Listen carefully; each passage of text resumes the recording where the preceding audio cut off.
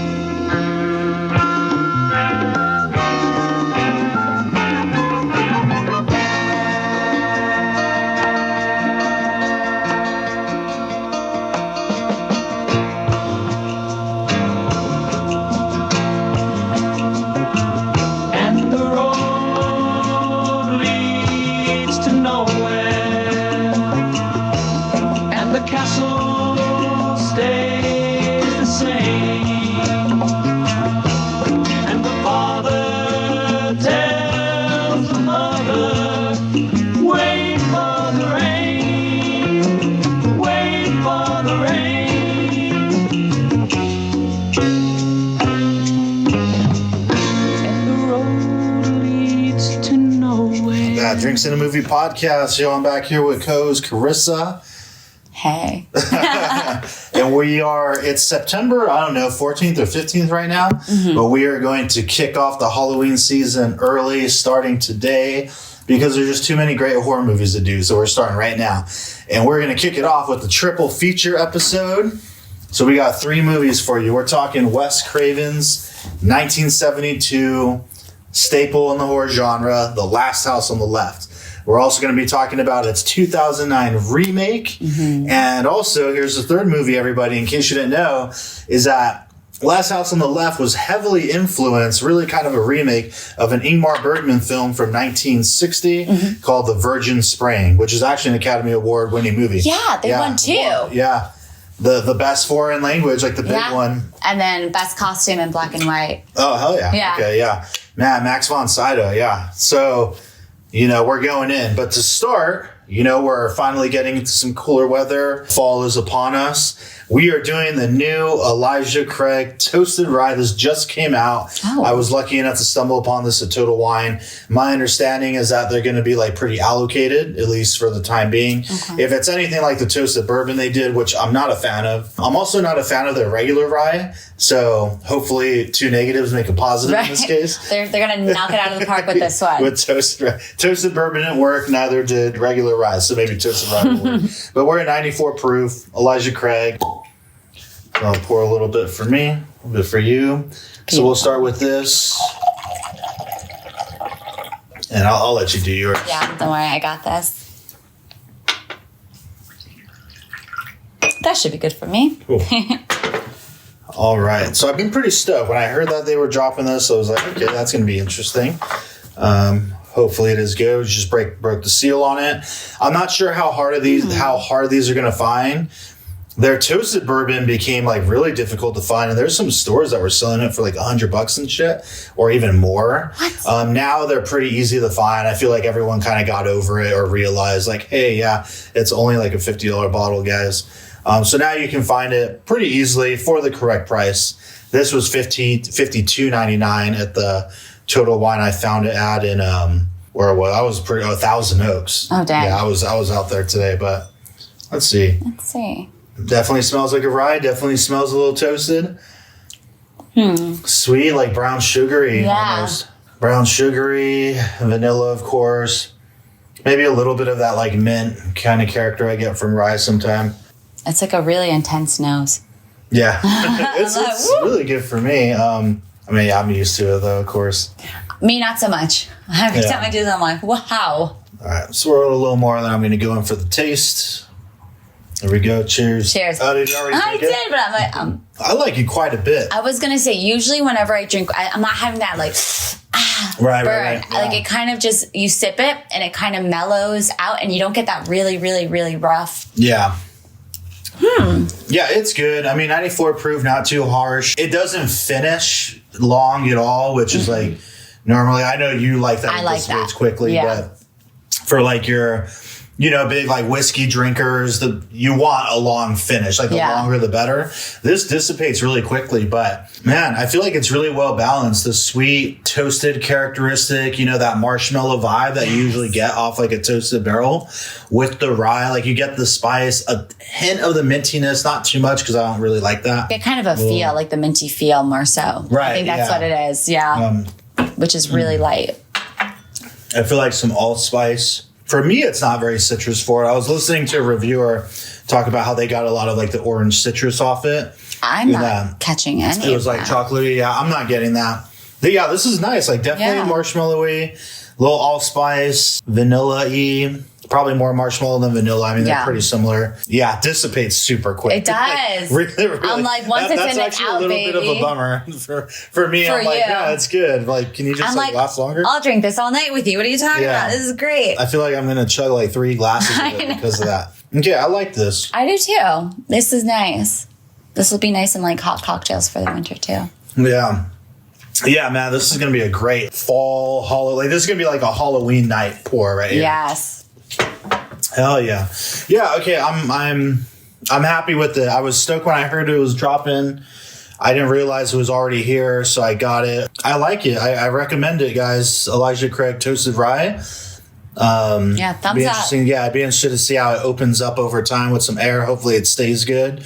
But yeah, considering I don't care for their toasted bourbon or their regular rye, I'd say this is a win. This is a happy surprise for you. Yeah. Good job. A negative times a negative equals a positive. It's simple math. Yeah.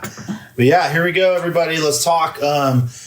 We could do this starting with Virgin Spring, but I think I want to start with Wes Craven's Last House on the Left. We've already explained that. It's essentially a remake of Ingmar Bergman's film. Mm-hmm. But yeah, let's get into it. So 1972, I believe, produced by Sean S. Cunningham, who would go on to... Did he direct Friday the 13th? I think so, right? Or was he just a producer? I know you have the computer up. Yeah, here. You can look that up. I forgot to take notes on that part. I got you. I'm afraid to accidentally stop the recording or something. No, I got you. Yeah, he directed it too. Okay. He produced and directed. Yeah, names on a lot of different movies. I noticed that Stephen Miner was credited as an assistant editor. Do I need to wait for that?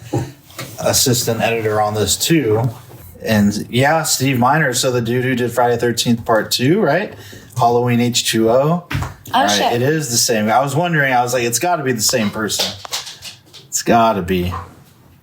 I think Friday the 13th Part 2. Yep, there it is. And Part 3. Marie and her friend. I feel like a woman for the first time in my life. 2 girls from the suburbs going to the city to have a good time. Oh, this is my roommate, Sam. Hi, girls. This is my sister, Martha. Martha, these girls, want to buy some grass.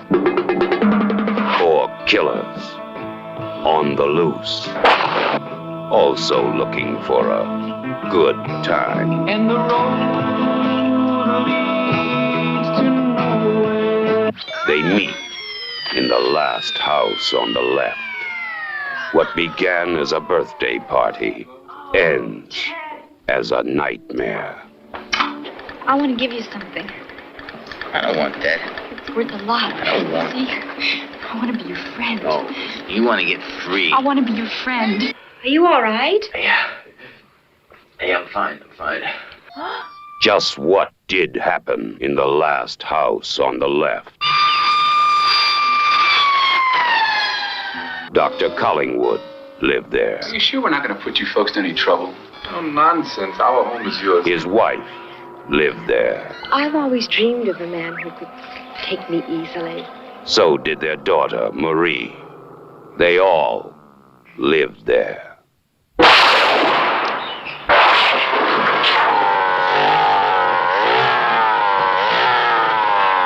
Junior.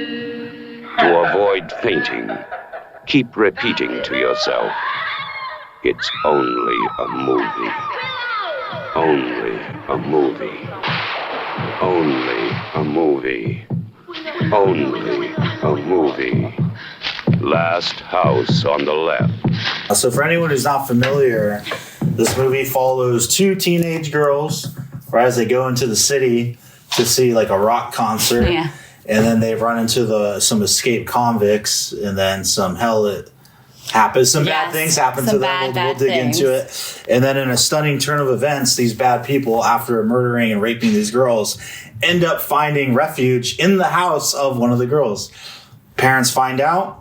And then it's about how far would you go to avenge the people you care about, the people you love. Loss of innocence, for sure. So you saw this for the first time. All right, so I saw both of these movies for the first time. I watched the remake first, and then I watched the original. What was the thought process behind that?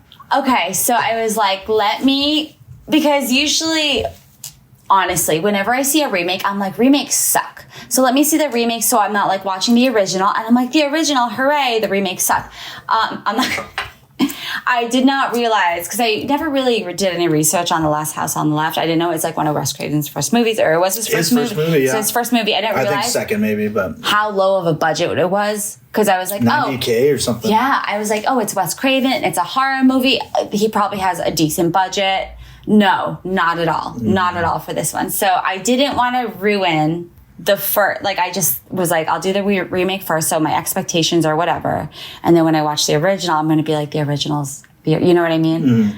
I actually thought the opposite. I loved the remake. I loved it. Yeah. I think the remake's solid. So I guess we can go into that. Yeah. It's a solid remake for sure. I feel like it's in the pantheon of like the good ones. Yes. But it doesn't have, I don't know, it loses some of the griminess and of the realism. Just the realism, because it has this dark tone the whole way through. The cinematography is very gray.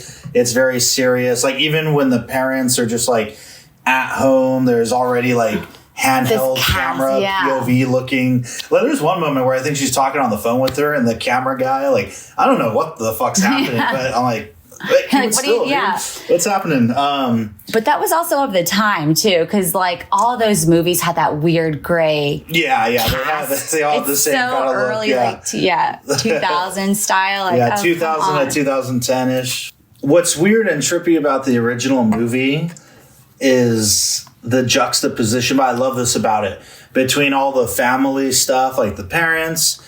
And then versus, when they're in the woods getting humiliated by the criminals. Gosh. And all that. And then there's the really weird side shit with like the bumbling cops that are like trying to get there. I was like, what is going on? That's the stuff that's super weird. And like the soundtrack. Music? Really odd musical choices. So, all right. So with that movie, I was sitting there. I'm like, what the fuck did Rude? Like, I was like, what? I was like, this can't be the right one. When I was like, because it has this happy soundtrack. The beginning, it was just kind of weird. The just dynamics, I guess, from like I don't know, from how like the family was, and like she kisses her dad. I know this is like a back in the day thing, but they're like talking about her nipples, her family. Like, I don't know. It's just kind of weird, like all that stuff to me too. Yeah, it's so much of that like era, right? Because I guess this is Vietnam.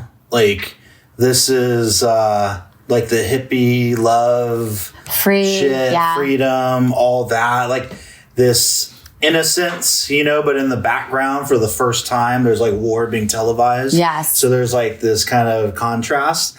And I think this movie, as weird as that stuff is, it is interesting because of that. Like, I feel like he made it a point to have some of those musical cues, and the cut between them, they get caught up by Krug and his gang. Yeah. And, he's like, got the knife to them, and they're like humiliating them and this, that. And then it'll cut to the parents like, oh, you think she's going to enjoy this birthday they're setting her birthday party. And it's like fun music. And it's like, it's okay. She'll be back. Just like she's a kid. Let her be free, It does make for a very interesting movie because you're it just throws you off. Yeah. You're just like, what is gonna happen? And it just makes it harder, I feel like, to watch with the music. And you're just like, I don't know how I feel about this. Yeah. And there's a big loss of innocence, right? And especially for her and her family, they live kind of in the woods. Her friend might be a little bit of a bad influence. They're going to see the rock concert. The dad's like, is that the guy that bites the chickens off the eggs or whatever? All that shit. It's like all innocent naivety. Getting a present from her mom, a nice necklace, her little peace sign necklace, and kissing them goodbye. And loss of innocence. Like for all of them too, not just the two girls, but eventually for the parents as well, when they have to take their dark turn to well, these people killed our kids, so we got to fuck them up now. Yeah.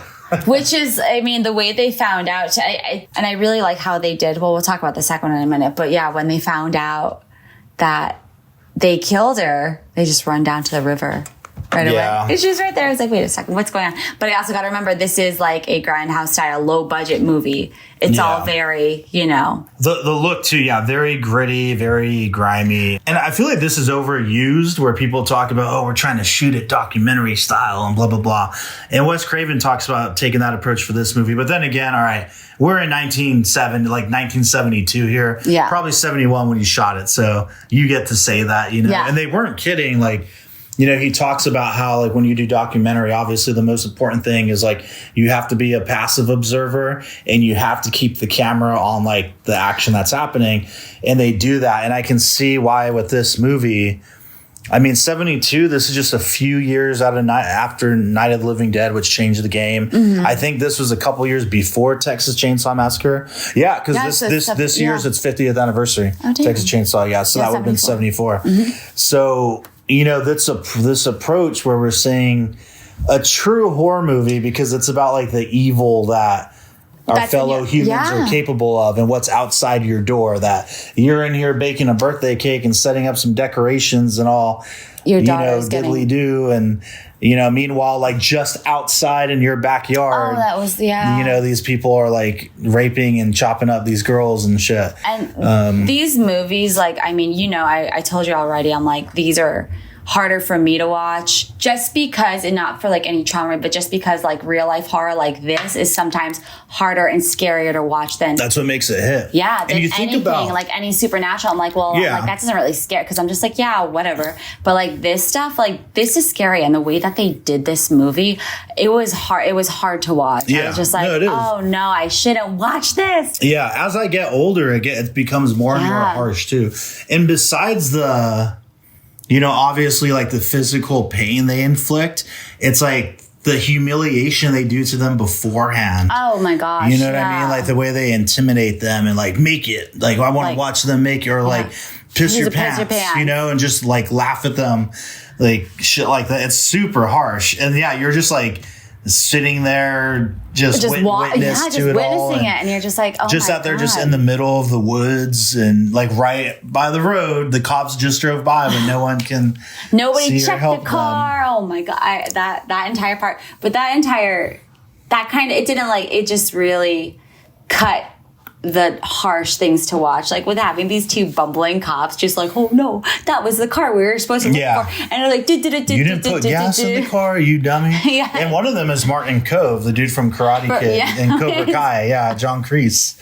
So definitely one of his first roles, I feel. I really love the title card shot of her in the shower, but like it obscured through like the shower door, and the title card and the music, which all the music, I don't know if you read this, but David Hess, the actor that plays Krug, did all the music. That's him singing. Stop it. Yeah, like all the songs, that's him singing. He's great. He's a really good musician, yes. That's wild. I had no idea. Yeah, which is very, adds another interesting layer to it. And I actually love the soundtrack to this movie. And a couple of the songs they used in Cabin Fever, like the ice cream song when they're getting ice cream, they use that when what's his name is like shooting squirrels with the BB gun. When they're driving the Jeep, the road leads to nowhere. They're listening to that. Quentin Tarantino used one of the music tracks in Hateful Eight. You know, so it's a great soundtrack, and I love how efficiently they do the exposition of the bad guys, like pretty early on in the movie when they're going to the concert, and then they just hear the radios on and it's like 2 escaped criminals. 2 escaped criminals, you know, and here's there's Sadie is animalistic and there's Krug and this other guy, they call him Weasel, and he's like a convicted child molester, rapist, murderer, and like just the worst things, the worst right? stuff, Like, and then they're like, and then Krug's son, which he got addicted to heroin or something, so he can control him. Which, man, that's another like sad layer. Like that part when he makes him kill himself, is so brutal. Like just that he traumatized and abused this person so much, and it's just like that he broken him down, and just put the gun in your mouth and blow your brains out. Like, it's really, and he does it. Just and he fucking does it. And I was like, and he was trying to do the right thing, right? But oh, that was awful. But man, yeah, like the entire scene, like the scene with the girls, awful. And the one with it just was so sad to watch because they're like, it's okay, just do what they want. It's fine. And then she runs, and you think she might get away, and she's so close. Yeah, right down to the end. Right down to the end. And they do those like sound effects when they stab her and everything. And I'm just like, oh my gosh! And it's so sad because they fall, like she falls to the floor, and it just. They don't cut away. They just show like everybody the girls just trying to like crawl away or after she gets. So yeah, that part and that music right there too. Now you're all alone. Oh like my the gosh. acoustic, music. Like after they, take turns on Mary. So this is like after the Phyllis gets killed. Yeah, Phyllis gets now killed. It's Mary. And yeah, the shots of all that like happening and is the grabbing the grass and just all like that, like the pulling and the pants. I just it's really rough. But yeah, like almost part of the work, like one of the besides the act itself, it's like the aftermath when they're just like all standing there. And they do these really like these close-ups are so powerful where they always do these close-ups like looking up at the bad guys. Mm-hmm. But then there's this weird moment, and I don't understand the choice behind it. If it was just like the actors or Wes Craven like wanted this specifically, but how they almost look like disgusted, like they're disappointed in themselves, which is really interesting. Like, yeah, they're really, and like they're not, they can't be, because that's not them, but yet they look that way. And yeah, when she just kind of walks away, and because they just let her, they're like, they're like, we like broke this person, and eventually, they just shoot her when she goes into the water or whatever. But yeah, those close-ups on them have always stuck with me. There's just something really strong about the choice, and they do that a lot. Even when they're killing Mary, it always goes to these like close-ups of them like smiling or laughing and. Just the angles and crew, like they all are well cast. I think all four of them are great, and they all have like a look. Krug especially, like that was perfect. I can't imagine anyone else like doing that. Like he just has a look, like really strong features, like a strong nose, and just like the his kind of speech and everything, and his build, and the weasel dude like in his suit is always interesting, like the suit and tie. I do like as well that there's like a woman in the group too. I like that it's not just like the men. It makes the entire thing. It doesn't seem.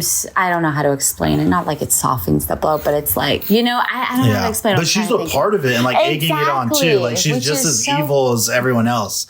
Yeah, she's not someone who's like, hey, maybe we shouldn't do this. She's like all right, laughing and holding him down, and it's interesting. And that's something that you don't have in Virgin Spring, right? It's just like the two guys and the boy, and the little boy. God. So the addition of that, I think, is interesting. Just that she's also like lovers with Krug and all that. And the interesting, I realize. And this time watching it, how influenced Rob Zombie had to have been by this movie. Because he's into that very raw, grimy kind of style and like dirty people. And it's like, you can see, I think about when they're in the car and they're playing like the fancy little banjo music while the girls are in the trunk.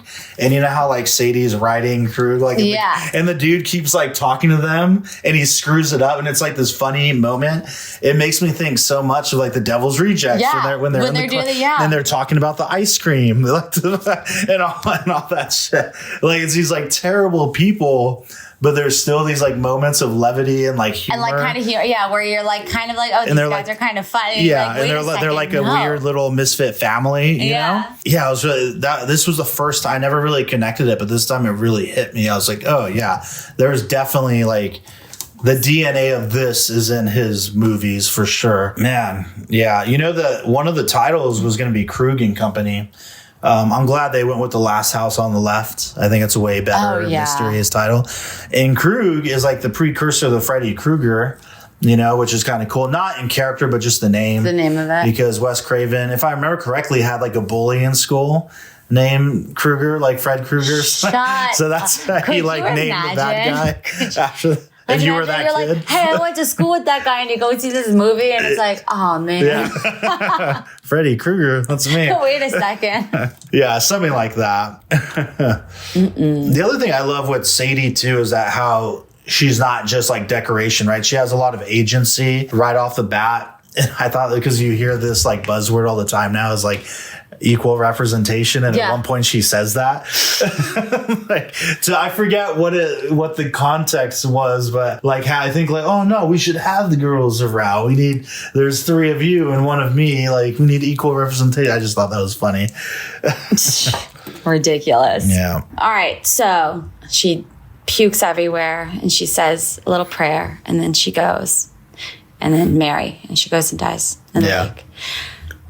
I was not expecting that. Her to die? Yeah, because, I feel like no matter how many times I see this movie, I always forget. I'm like, does she live or die? Yeah, because, we're used to, not used to, but having her die, it's so, there's no, like, partial happy end. You know what I mean? She's dead. Yeah. That's that. It's done. Getting to where they get to the house now is... I love all this. I just love this whole concept of this coincidence of they happen to be, like, what are the chances? Over there. Yeah, what are the chances they go in? They're like playing, oh, we're salesmen or whatever. We sell insurance to plumbers in case toilets go missing. Because they blurted out the wrong thing to the family. The family's like really sweet. The mom and dad are like, yeah, come in, having dinner. Oh, we can't drive you. Our daughter still has the car. Yeah. Blah, blah, blah, blah. I like those 2 actors too, the parents. I was looking into their stuff and it doesn't look like they did much after this. Like, the mom somehow looks so familiar to me. But I didn't do anything, which is interesting. But I really like them both. I like their characters. I like their, their acting, and when they decide to do what they got to do. Yeah, I wasn't. All right, so. So the kid gets sick because he's having his withdrawals, right? That's why he got sick, right? Because he's going through his head. Right? It wasn't like in this one. I think it was like guilt and withdrawals, like a little bit, but more of the withdrawals. Yeah, because Mary was like, "Please save me, come with me, let's go." Da, da, da, da. And of course, he doesn't. Mm-hmm. But how does she find the necklace? She puts it on him. Yeah. Because she's like, she saw him wearing it. Oh, yeah. It doesn't come off in this. Yeah. So she saw him wearing it. And then she knew that was like her daughter's necklace. So she's like, what the hell is going on? La, la, la, la, la. And then she goes and checks their suitcase, right? And goes and sees that there's like a bunch of bloody clothes in it. And she's like, oh my God. And that's when she knew. Mm-hmm. That's when she knew. That's when they run up and they like find her in the water, right? Oh God, yeah, right outside that. And then she's like, there has to be something. No, she's dead. I was like, she's dead? And they bring her into the house and they put her on the couch. And I like how, whatever, we'll get to that. But let me tell you something.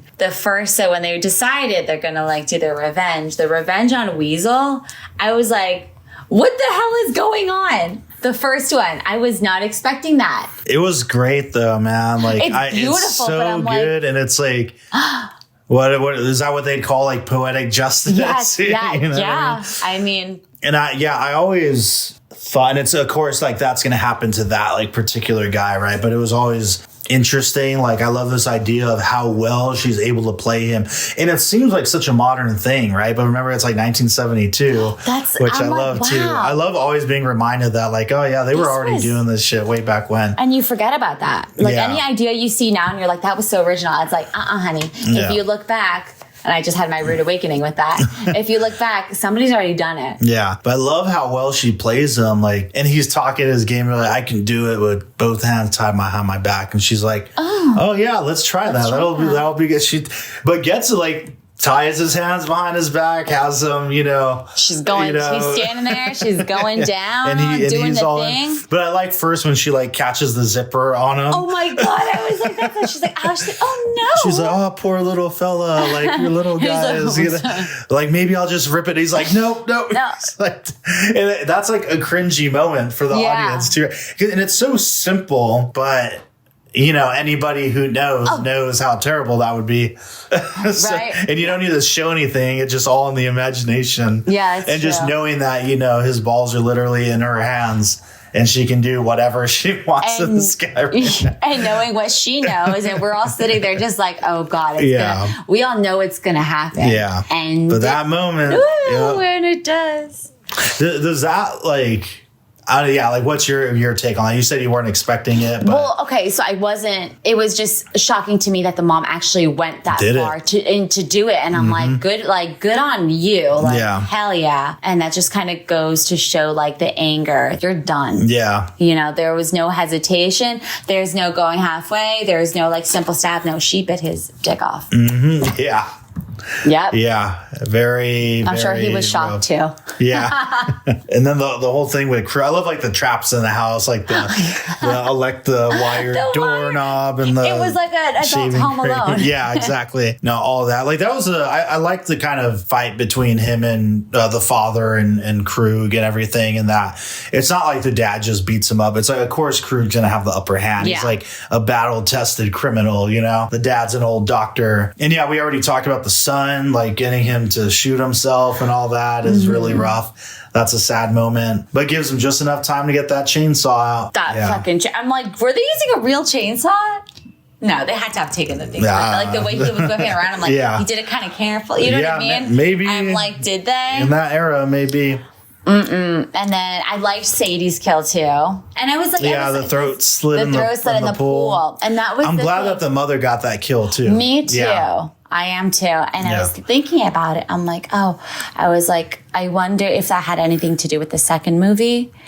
But probably not. The swimming in the pool and being a good swimmer thing was probably just, to play into whatever's going on there. But I was I wonder if they took to get her from the water to the house. Thing, in a way that makes a lot more sense. Exactly. No, she just perfectly washed ashore right outside the house. And they just ran out there as if they knew she was there. That's a weird edit in the movie. It's very contrived. That one. And then, I mean, a few little parts, but it's low budget.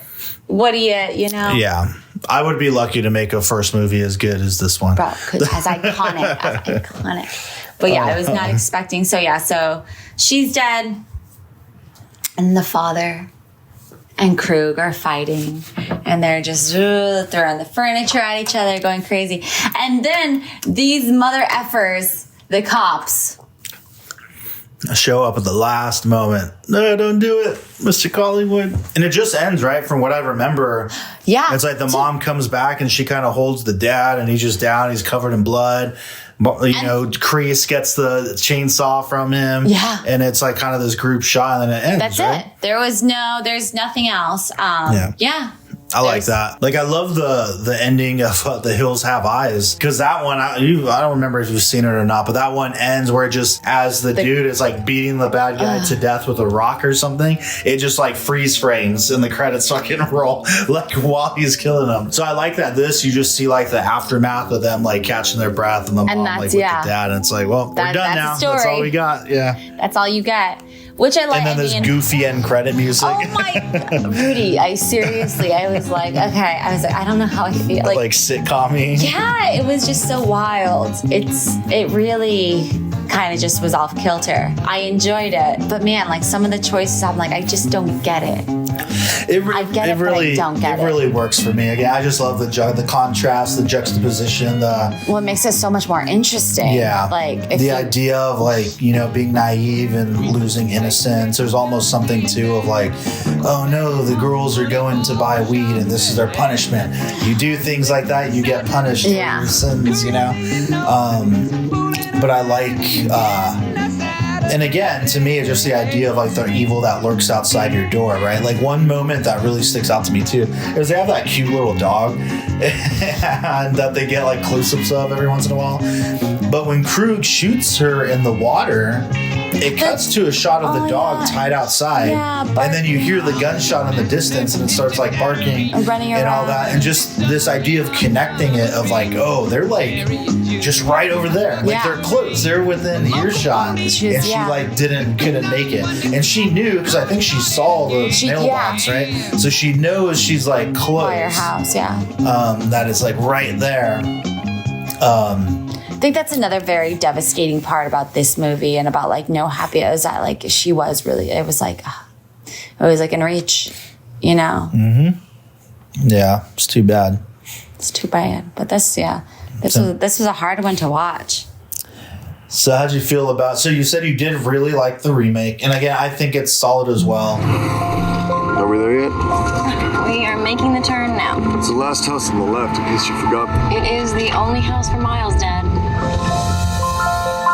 Do you guys need the car today? I was thinking I could meet up with Paige. Have fun. I don't think we've met. I'm Paige. This is Mary. Hey. What do you feel like doing tonight? I think Justin here could be kind of cute. Evening. You knew not to bring anybody back here. We made the front page. That's what's going on. This is none of our business. I'm sorry, ladies. Oh my God! We just can't risk it. No.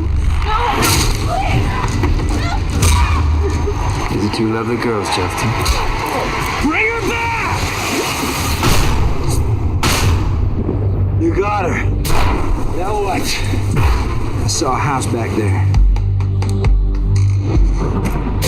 It's about our car trouble. We're actually pretty lucky today. Seeing your house. Only one problem. Our daughter won't have the car back till tomorrow morning.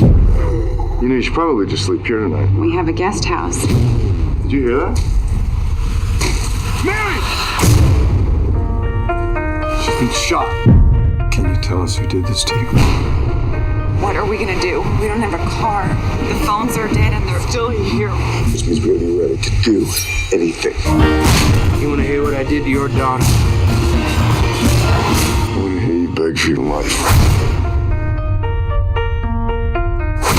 What is this? I can't move. You're paralyzed from the neck down. I didn't have any rope or duct tape. I like that cast too. I really like Garrett Dillahunt.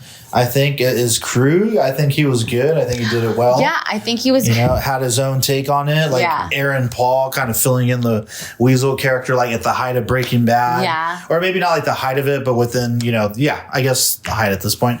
The girl that plays Sadie, like, it just almost kind of looks like the original one in a way. Yeah, she looks like just like a. It's so funny because I didn't know she was part of the Garfunkel Oates thing, or she's a comedian. Oh, really? Yeah, she's a comedian. Oh, shit. She does a bunch of funny movies. I think, hold on, her name is... What is her name? Let me see. She's hilarious, though. She's really, really funny. And I was just like, what the hell is going on? I was like, I wasn't expecting to see her. I gotta find her. Because she's not listed here.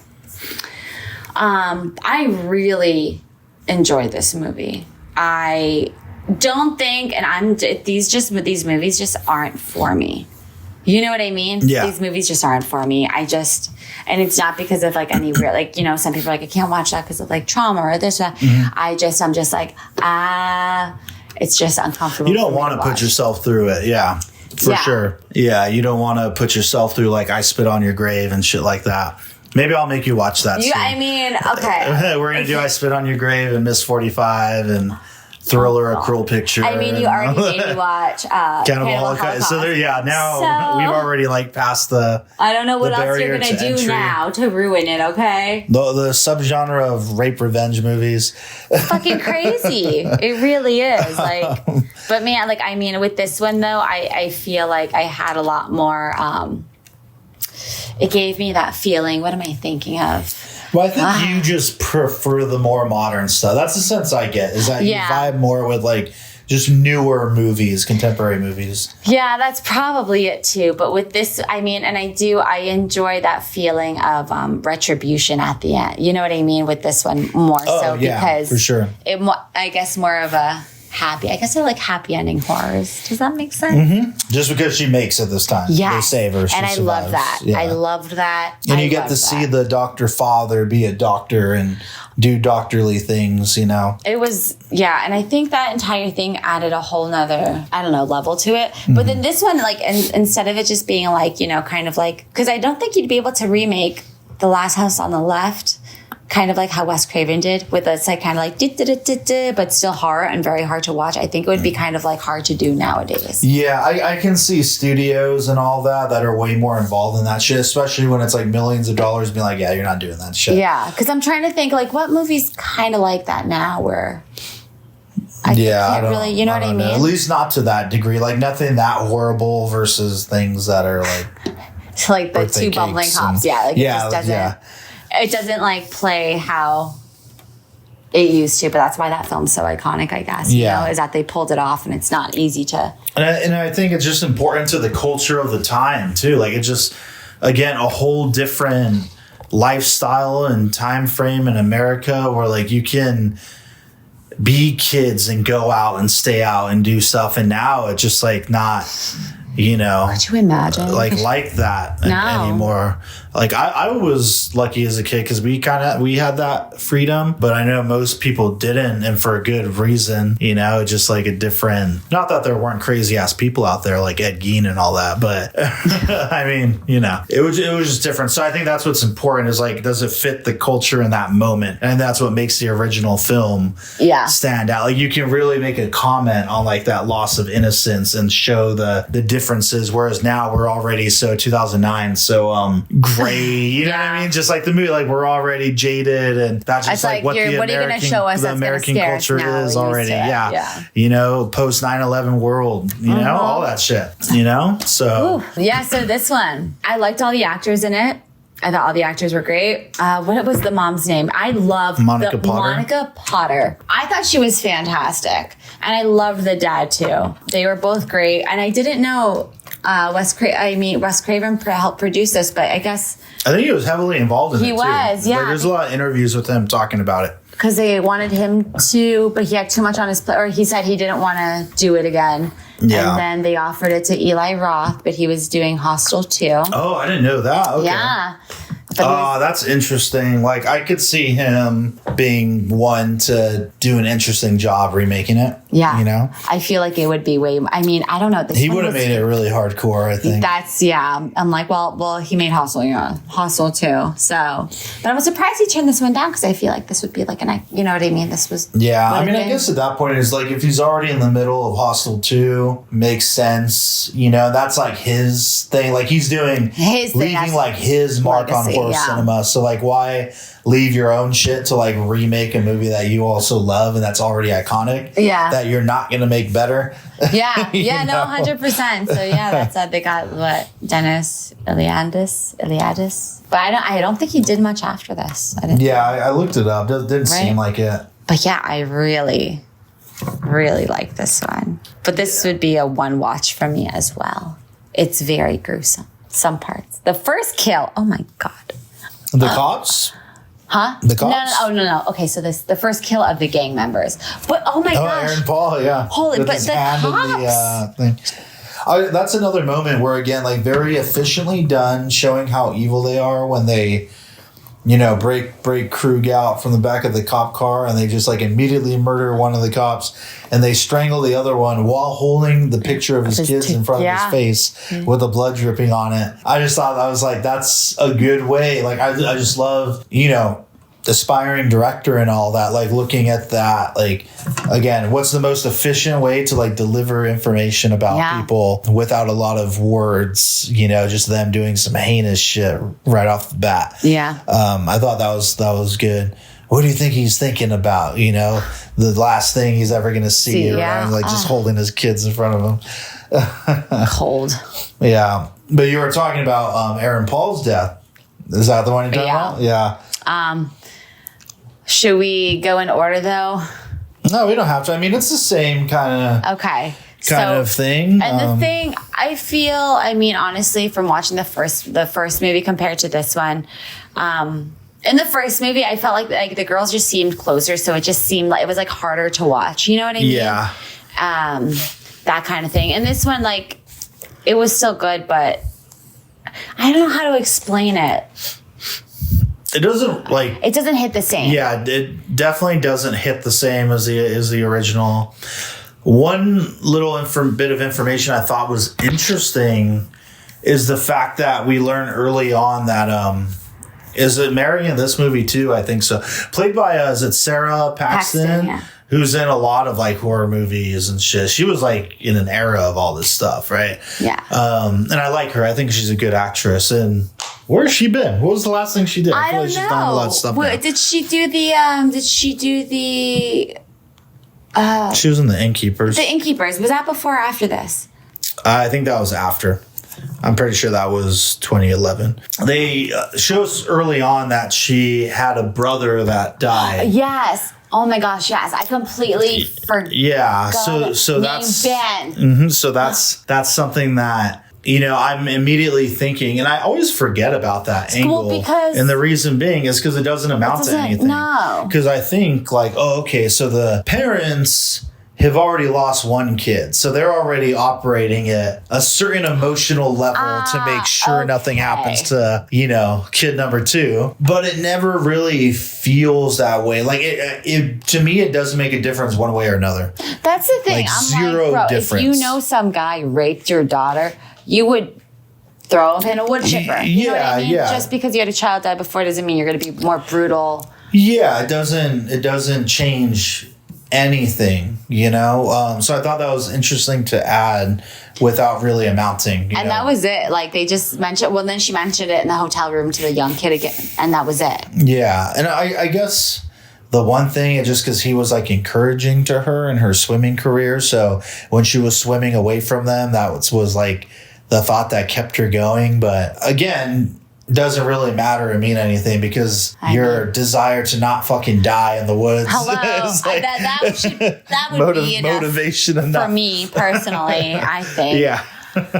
So yeah, that was interesting. Just didn't really, ultimately was kind of meaningless. I completely forgot about that. Speaking of Aaron Paul and all that, his makeup, the makeup effects on his nose when they're like stitching it up is really well done. Yeah. Yeah, really great makeup effects there. I love that. There is a lot more suspense and build up, like during the whole final sequence of the parents like fighting the bad guys and all that. Really more so the dad. They do stretch it out way more. They do. It's darker. Like one thing with the house in the original movie is everything is just like, I'm sure they just didn't have the means to like light it very stylishly. It's like we just need to like make sure we have exposure. Like it's lit the way this room is. Exactly. You know, there's no like shadows. No. It's just like bright. There's no like and ambiance. just, It's like listen, just show it all. Yeah. We're gonna go shoot outside at dawn and have some nice blue hour light. But this one, a lot more suspense, a lot more like cat and mouse and stuff, which is cool, which is interesting. You know, that's the way to elevate it. Yeah. So I do like that. But yeah, so the first like kill besides, you know, her awful rape scene in the woods, which was awful to watch again. And I like how they kept the same thing. And I mean, I don't want to be like, oh, maybe, but you know, they kept the same scene when like she got up and they all had their, you know, they were watching her while she was like trying to walk away. Yeah. And I think like the big moments like that, I like how they kept them. You know what I mean? Like the iconic stuff. But I really liked her in this movie, and I liked how she's like, I'm a good swimmer. And then they're like, good for you, honey. Like, we're gonna fucking kill you now. And she gets the rock, bashes him, and jumps into the water and starts swimming away towards her house. She gets shot. They think she's dead. The storm comes. They go to the parents' house, all the same stuff. The parents are so nice. They're so nice. But I like in this one how the mom, too, was like, okay, like, you know what I mean? Just kind of like, okay, like, what the fuck is going on here? Yeah, right. You know? Because everybody they're nasty and weird and they look like crackhead. Like, no freaking way. But yeah, I just want to talk about his kill again, the first one. I just loved it so much. It was so awful. And then, so watching this where she doesn't, you know, that's why I was not expecting that in the original movie. Oh, okay. I forgot about that. That makes sense. Yeah. Yeah, because you probably thought it was gonna be something similar, something like or seduction. way more tame. Yes, like probably way more tame. Yeah. Okay. Like, so it's 1972. They're not going that hard. No, and they did. So they went harder. In the second one, in the remake, they like her seduction scene. She was just kind of seducing How him. about something a little stronger than a beer? Yeah, like who? Oh, he drank all the whiskey. He's passed out. Yeah. How about wine? I am tonight. You drink wine? I do tonight. Whatever that line is. But she ends up stabbing him, and then the dad gets back in. They wrestle around, and then the sink is full of water, and they push his head in the water, and he's struggling. Sorry, that is a great shot though that I love, because at this point they've already decided like we got to be ready to do fucking whatever any means necessary. Like they did it, and because he's a doctor, he's doing all the doctor things, and he realizes, and this is a powerful moment. Oh my god! When he realizes that she's been raped, and then he's like, oh, and he like kind of breaks a little bit. And he has to tell mom, he's like, okay, she's good. I'm not going to fish for this fucking bullet, Yeah. And he tells her like, hey, so stable, but she's fucking been raped and all that. And so now she has like a breakdown. And that's something that we don't get in the original movie is like the parents even realizing that was a legit, that it was like a sexual assault. Yeah, but this is like they're seeing that. Yeah. And so they have to deal with like, all right, we're fighting for her to live, but now also, this has happened to her. We're punishing these mother effers. Yeah, and so we got to get her out of here. They can't leave. Yeah, we have to be fucking prepared to do anything. Like we're gonna fight for our lives now. And I love how they did that too, because like that, and I think that's a huge thing too. Like that she came back, they had that realization because in the second one they didn't, and I was like, yeah. The moment I was going to bring up like this shot that I love is, you said the mom stabs him, then they get into like a wrestling match and he like has her on the floor. She escapes. She's crawling away. And then the dad's standing there. Like she's like at his feet. Yeah. And he like puts his hand out and pulls her up. And he's, so now they're like going to fight him together. I don't know, just moments like that just get me this like whole like we're gonna do this together, right? It's like I can't remember. Did he go to the? Oh no, she took her daughter's picture off the fridge. Yeah, because I was like, did she see him? But he like he sees her on the couch. Yeah, that's what it is. Okay, and then that's when he starts like trying to yell and they grab him and they because I was like that realization. For him, I'm like, there are so many like little satisfying moments throughout this movie where I'm like, yeah. And then, oh my God, when his hand is in like the food disposal, oh my gosh, that was like brutal. He acted his ass off there too with that scream. With that, like he's doing it for real. He's not like. It felt very real where it's like, when guys like tap into that high pitched, he's doing that, like just shaking and shit. Like, fucking, it was, he just bury a fucking hammer into his head. Yeah, they fuck him up real good. Which I love. That was so great. And then they go to the guest house where everybody's staying. And then they see the son. And the son has the gun in his hand. And the son is just like, hands the gun over, which I love that he does that too. Because, you need a moment for how this movie turns out. You need to have a moment of redemption for him with how the ending goes. You know what I mean? You have to. Yeah. Because otherwise, kill him fucking too, It doesn't, like, the son aspect of it is just way more weak in this one. Because it doesn't. He's not like an addict that just abused. Like, clearly he's a pussy. He's mistreated and all that. And also, he, like, kind of looks like a pretty boy a little bit. You know what I mean? Yeah. Has a little bit of a pretty boy, like, kind of look. Whereas the other dude, like, could pass for a Krug's son in the original movie, Yeah. He doesn't. He's not like a handsome, pretty guy. He looks like a little cat guy. Yeah, and looks and acts like dirty denim jacket and shit. It looks and feels more legit, and I think that ends up being a way more horrible moment that we don't get in this. And if we did get it, if they did do something where he got killed, I feel like it wouldn't have been earned as much. Exactly, and we wouldn't really care because we're like, well, like fuck this kid, like it doesn't matter. We don't really care about him at all in general. There's nothing really redeeming about him. There's nothing that we hate about him. He's just kind of there. Yeah. Which is fine. But I loved, what's her name's kill scene too, Sadie. I just wish she suffered more. In these movies. Getting shot in the face. Yeah. I'm like, man, I wish like she got stabbed in the chest and then he shot her knee or something. You know what I mean? Make her suffer. Yeah, she goes out pretty quick.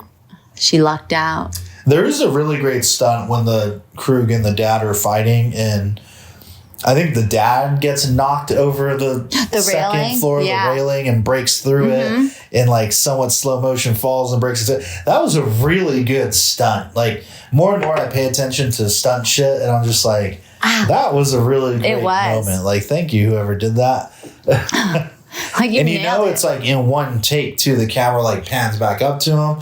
Like, oh yeah, somebody just like threw themselves off this shit right now into a bunch of furniture. 100%. I love that. I appreciate that. They be doing the most. We love that stuff. Mm-hmm. What did you, you know what I mean? They fight. They eventually get the upper hand on him. Yeah. Knock him out. You know, they're going to get her to safety. I feel like there's not much more to say about it, but. Yeah. They get her. They take the son too. Yeah. The son is with them. What'd you think of this whole like little tag ending? All right. I wish if they were going to do a tag ending, I wish it would have been more. I mean, it is pretty brutal. I wish it would have lasted longer because I'm like, you're a doctor. I was expecting some Saw shit. Okay. You know what I mean? Yeah. But like, I thought it was kind of funny how they tied in the broken microwave left by the brother. They brought it back for like the final scene. And yeah, I mean, they microwaved his head and it exploded. And I was not expecting that. I was like, I'm kind of like torn on that one because it seems a little too fantastic for the groundedness of the rest of the movie. And it feels more of a reaction to like, all right, we're in the Saw Hostel era. We're post-Saw, we're post-Hostel 1. Yeah. So we have to have some kind of kill like that. If those movies didn't exist, I guarantee you they wouldn't have killed him that way. Oh yeah, 100%. It would have been something else. 100%. But I was expecting something a little more, or it was that, or I was expecting like, you know, the dad's with her. I was expecting him to be like, Marie, come here, and then she would like walk over and press the button to like kill her. Yeah, you know. Mm-hmm. But I'm like, maybe not, because then that would be a great way to show like innocence is gone. Yeah. But yeah, that was a little, I was just like, interesting. And I wonder if they decided they were going to do that last, and then they put the microwave. They're like, well, we have to like do something with the microwave because if we're going to have the microwave's head, we have to bring it back. You know what I mean? I was like, I wonder how like the thought process for that went. Yeah. I kind of know what you mean with that one. And then no bumbling cops in this. Yeah. Works without the cops. I did love when they found her and the rocking chair was going. You know what I mean? Yeah. Like scenes like that. I don't know. I really enjoyed this movie. This will not be a rewatch for me because I'd probably skip the beginning part and just go and watch the parents kill. It's so funny because I'm like, I don't want to watch that, but I'll watch the parents kill everybody. Like, like we could do that. Right. I'll watch the bad guys get theirs, but you know. But I mean, I like this one better for what it was. I appreciate the first one, but man, that one's hard to watch. Like the realism of the original, the realism of it, and like the griminess of it and the dirt. Like it just feels dirtier and it just feels it's just, you know, it's a tough one. Yeah, I get that. Well, Virgin Spring now. Ingmar Bergman, 1960 Academy Award winner. Mm-hmm.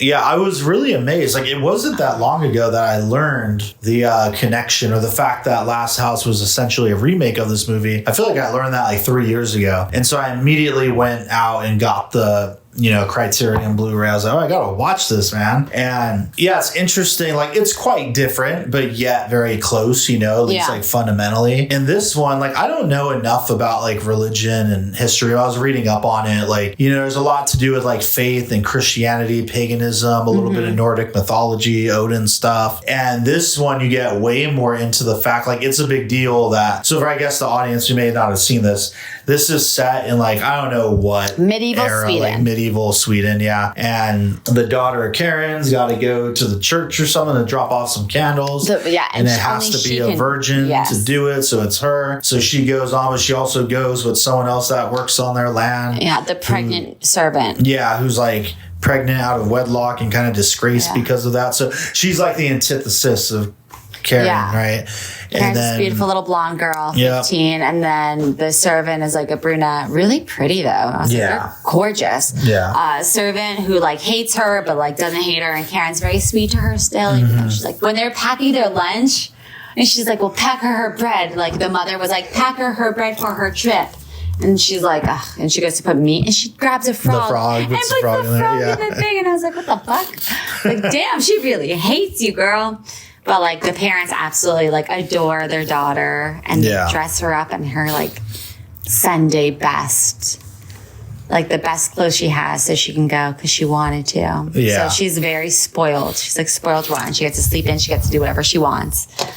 But Yep. So they send her out, and then she crosses paths with a couple bad guys, couple goat herder bad dudes. This time it's 3 of them, so it's 3 brothers. We have the 2 adults and then like a younger boy. The boy is what, like 10? Probably, yeah, he's pretty young. And, the same kind of thing ensues, right? This one's like more sad because it's her like, I'm going to share my food with you and sit with me. And there's something to where it's sad too. Yeah. Cause she's so naive and just like, she's a good person. And like, oh, these people are hungry. I'm going to help them out and we'll eat. And I'm not even considering the fact that they might like rape and kill me. Yeah. Right. And, they're of course like putting on their little act, playing their little part, and it's like the evil that people are capable of once again, right? That's just kind of lurking around that we don't often see. And I was thinking too, like, I was at Sally's watching it and it got to like the rape scene part, and I'm like, man, pretty wild that like, because they show it like but they similar kind of shots where they're like on her and they're like struggling with her and all that. And I was like, yeah, man, other countries were like so far ahead of us. I felt like in 1960, like American cinema, maybe I'm wrong because I always get surprised, but like you're not seeing shit like that. Like you weren't even allowed to like show a toilet flushing at this point. And it was like a big deal. Was like, to have like a woman in their bra. Like what was the like Psycho? What year was that? 68 or whatever. It was like one of the first movies. The 2 of them like in bed at the same time and all that and all that stuff. So how far ahead these other countries were in terms of that. But yeah, it's really saying the shots like when she is dead and she just kind of like the body's there, and man, when they're just like ripping her clothes and her stuff off of her, like just, and there's no music. And it's just silent, like, and they're just stealing all her shit. And the little kid, they like leave the kid there for a while, and he just puts like the dirt over her to kind of bury her, but doesn't finish. It was just, and I think when this was all happening, and I'm like, this also speaks to like, her parents treating her like a doll her entire, like, then she has no sense of danger. Mm-hmm. There is no common sense with like the real world or like what could really happen. And it's just like, it was really hard to watch and it's really sad. But I was wondering, because, we were talking about like the religion and this, that, the other. What was the significance of the frog in the thing? Like, that I don't know if there's anything specific. Was that like a witchcraft that, you know what I mean? Where she's like, or like a bad omen, because right when that happened, that's when she's like looking at the guys like, oh shit. No, well, she at one point, the dark haired girl, just like, because she was praying to Odin or something, right? So she was like not in the Christian shit. And she's like, oh, I was like praying and like wishing something bad would happen to her. I don't know that the frog has any symbolism to that. I don't think it does. I think she was just trying to fuck up her food. But there's other stuff, like when they come across the guy in that little house or shed, the one-eyed man. He's supposed to be kind of like a physical, almost, because I guess Odin has one eye and like and has like the raven, so he's supposed to be like a metaphor for that. Okay. I had to read about this isn't shit that I just know. I've read about it. But so there was that, but that's another thing too, where she's there and there's like witness to all of this. Oh, I know. But doesn't go into help, just lets it happen. And I guess ultimately it's like, what could she have done realistically? She's pregnant. Honestly, she probably would have gotten raped and killed too. But that's kind of sad too, that she just is like watching all this go down. But when these dudes show up to Tor's place, right? Her father, Max von Sydow, the exorcist himself, he's had such a crazy career. It's pretty wild. Like, it's nuts. Like, he did The Exorcist, like 13 years after this? Like 14 years after this? Isn't that why? Like, the span, it makes your like sense of time all fucked up, because you see this and then you'll watch that and be like, what in the hell? You know what I mean? Because they're so different. Yeah, you forget that there's actors that like surpass 2 different like time periods of movies. It's and wild. Shit. Like, it's so cool to watch. But man, when the three dudes are at his place and he's just like standing there looking, and Max von Sydow looks like someone you don't want to fuck with for sure. Yeah. Like he just has a look. He's got a vibe. Like he's not someone you want to fight. And when he's like, "Where are you guys coming from? And what's this and that?" And he's like, "All right, come inside. We'll make you food.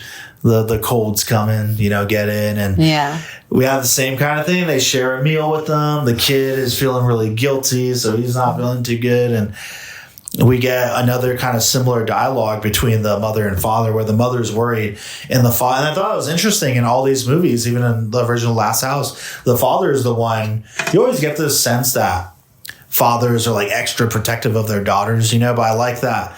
The fathers are the ones that are like, no, let her be a kid. Let her go and drive. Let her stay out. It's all let good. her go to the concert. Yeah, and this was a little different in that it's not like that, but he's like, "That's all right. If she's not back by morning, we'll go. We'll find her. She's done this before. She stayed in town before."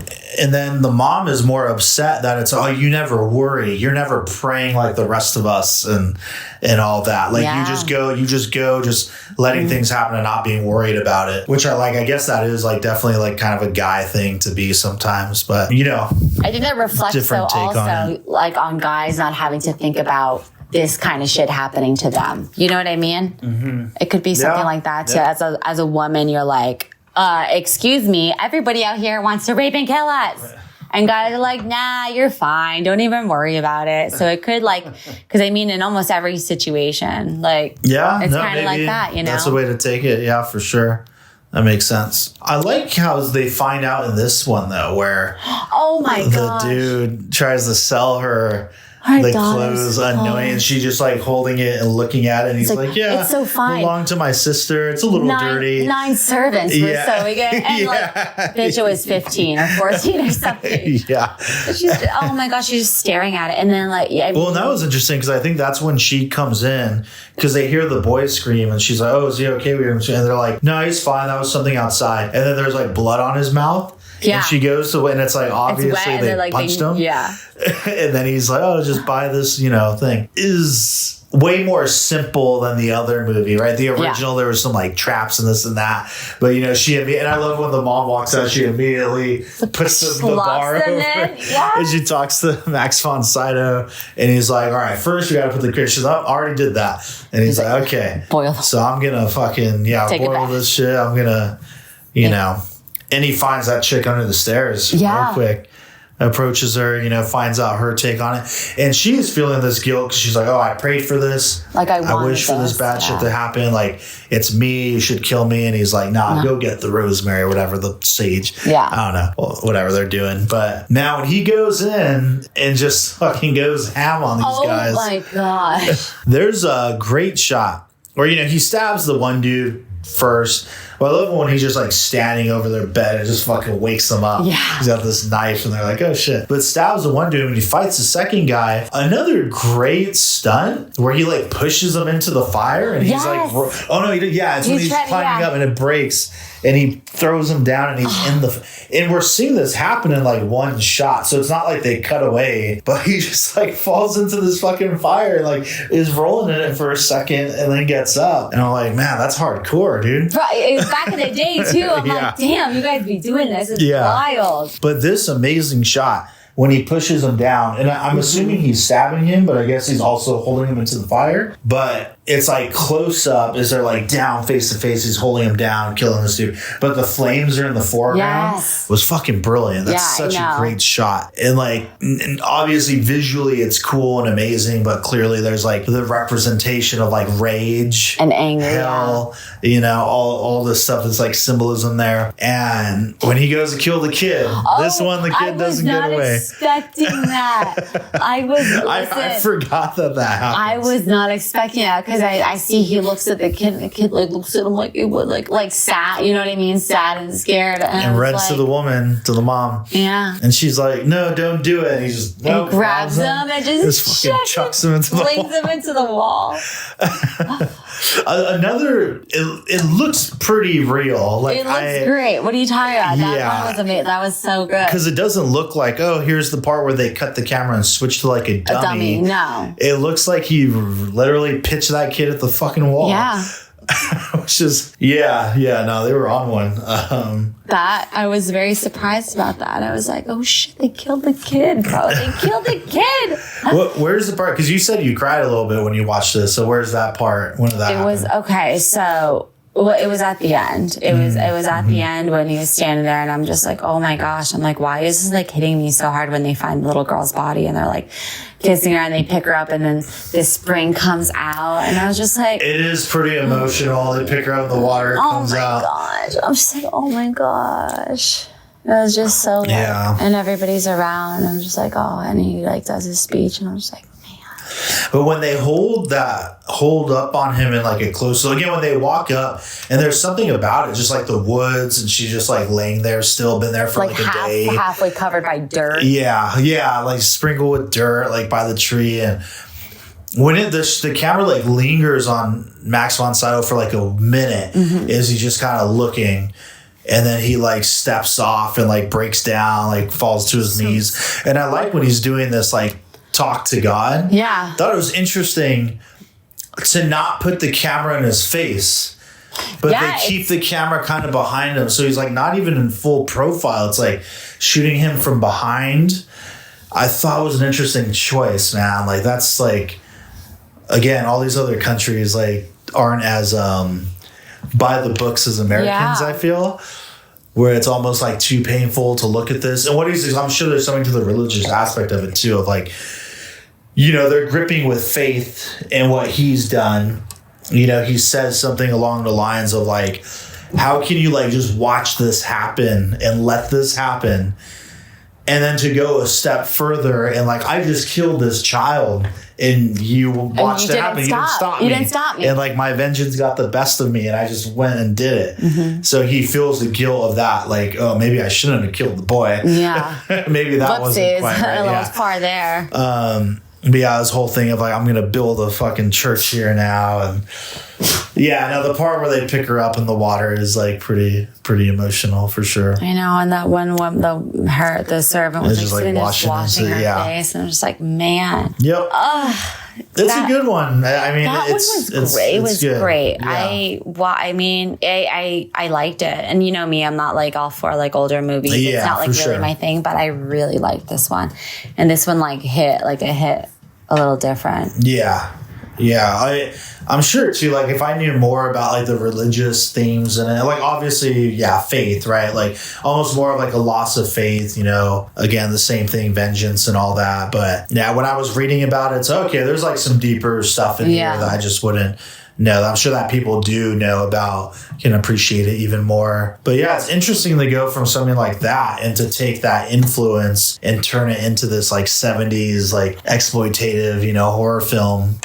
You know what though? Oh, we didn't even talk about one of my favorite shots in this movie was when he's standing at the tree. That shot when he's standing at the tree and he starts to knock it down. Oh, yeah. That shot. He's just like ripping it down with his bare hands. Yeah. It was so like, I was like, wow, like that's a beautiful shot. Yeah. I loved it. I was like, damn, crazy. Yeah. Sven Nykvist, cinematography. He was one of the badasses. Hell yeah. These movies, man. Yeah. Good triple feature. Anyone who hasn't seen it, I mean, you heard our talk on it. If not Last House on the Left, if that's like too hardcore for you, then give The Virgin Spring a try. Definitely at least try that. Especially if you're into like foreign cinema internationals. Say you're a Bergman fan. Maybe you're not familiar with this one. You know, everyone talks about Persona and Wild Strawberries. Maybe give this one a watch. This is my introduction to him. I haven't seen any of his movies, but I'm very, you know, picky with like my older movie, but like I really enjoyed this. Yeah, it's a good one. It might be. I mean, I've only seen a handful of his films, but I think this is up there with like, this is probably the one I would come back to the most. I wonder if that is because of the influence though of like Last House. But I mean, Cries and Whispers I remember liking, but I gotta watch that again. I remember with Persona, I was kind of like, I don't fully understand the hype with this film, but whatever. I guess that's a wrap on this triple feature, everybody. Again, we're kicking off the the spooky season. So I know we started kind of real and raw, but we're going to get into the fun slasher stuff pretty soon. I don't want to say what we're trying to do because I hate to like end up not doing it. Exactly. And I just feel like, okay, I kind of let everyone down there. So I'll keep it, but we'll do more like Halloween-y type stuff. So I'm excited. Hopefully there'll be some good stuff coming up. No, there will be. There will be. Yeah. But yeah, anyway, that's a wrap, everybody. Cheers. Cheers. Thank you for listening to the Drinks in a Movie podcast. You can now find us on Instagram at Drinks in a Movie Pod, where we'll be posting photos from all the various films that we discuss.